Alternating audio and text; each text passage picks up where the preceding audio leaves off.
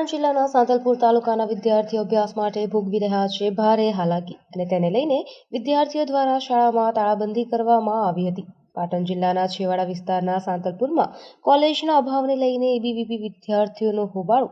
કોલેજના અભાવને લઈ વિદ્યાર્થીઓને સાંતલપુર ખાતે આવેલ સરકારી શાળામાં અભ્યાસ તેમજ પરીક્ષા આપવાની ફરજ પડી રહી છે, ત્યારે કોલેજ માટેની જગ્યા મંજૂર થઈ હોવા છતાં બાંધકામ કરવામાં તંત્રના આંખ આડા કાન જોવા મળી રહ્યા છે અને વિદ્યાર્થીઓમાં રોષ જોવા મળી રહ્યો છે। જી હા, વિદ્યાર્થીઓ માટે કોલેજ માટેની જગ્યા મંજૂર થઈ હોવા છતાં બાંધકામ કરવામાં ન આવતા સાંતલપુરના વિદ્યાર્થીઓને રાધનપુર અભ્યાસ કરવા માટે ફરજ પડી રહી છે। વિદ્યાર્થીઓને અભ્યાસ તેમજ પરીક્ષા સમયે ભારે મુશ્કેલીનો સામનો કરી રહ્યા છે, ત્યારે ચોક્કસપણે વિદ્યાર્થીઓમાં રોષ જોવા મળી રહ્યો છે। 6 મહિના 9 વર્ષથી આ બિલ્ડિંગ પાસ કરી રહી છે સરકાર। શું સરકારને આ વસ્તુની જાણ નથી?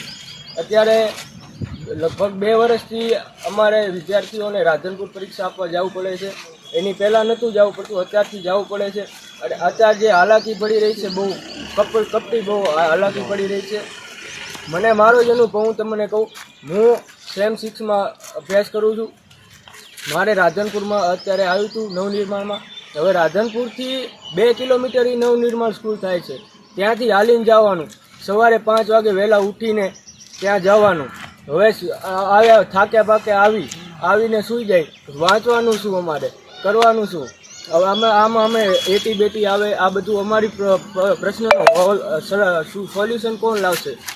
તમારા વિદ્યાર્થીની માંગણી શું છે?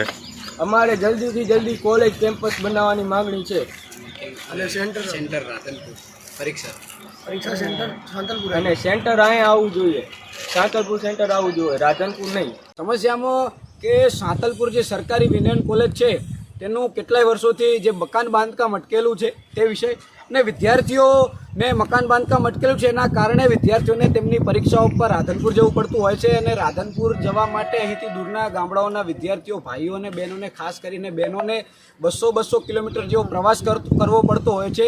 તો એ તંત્રને આની વિશે કોઈ જાણ નથી, આના વિશે કોઈ પગલાં નથી લેતું કે અહીં 600થી વધારે વિદ્યાર્થીઓ અભ્યાસ કરે છે, છતાંય કોલેજ પાસે કે શિક્ષણ વિભાગે કોઈ પણ પ્રકારની વ્યવસ્થા કરી નથી। તે વિદ્યાર્થીઓ ક્યાં ભણે અને વિદ્યાર્થીઓને હાલાકી ભોગવી અને રાધનપુર જવું પડતું હોય છે।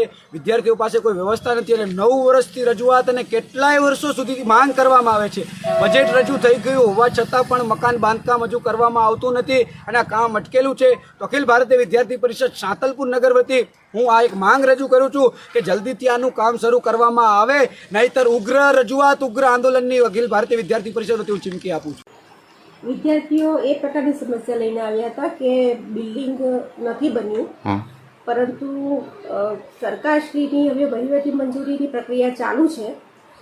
વહીવટની મંજૂરી જેવી મળશે, એ મંજૂરી મળ્યા બાદ આરએનબી વિભાગને જે બાંધકામ જે કરવાનું હોય, એ પ્રોસિજર જે કરવાની હોય એ કોલેજ તરફથી મોકલી દેવામાં આવશે તરત જ, અને ત્યાર પછી આરએનબી વિભાગ એની કામગીરી આગળ વધારશે। આ વર્ષે વિદ્યાર્થીઓની સંખ્યા વધારે છે અને અત્રેની કોલેજનું પોતાનું બિલ્ડિંગ નથી, સ્કૂલમાં બેસીએ છીએ કામ ચલાવ ધોરણે।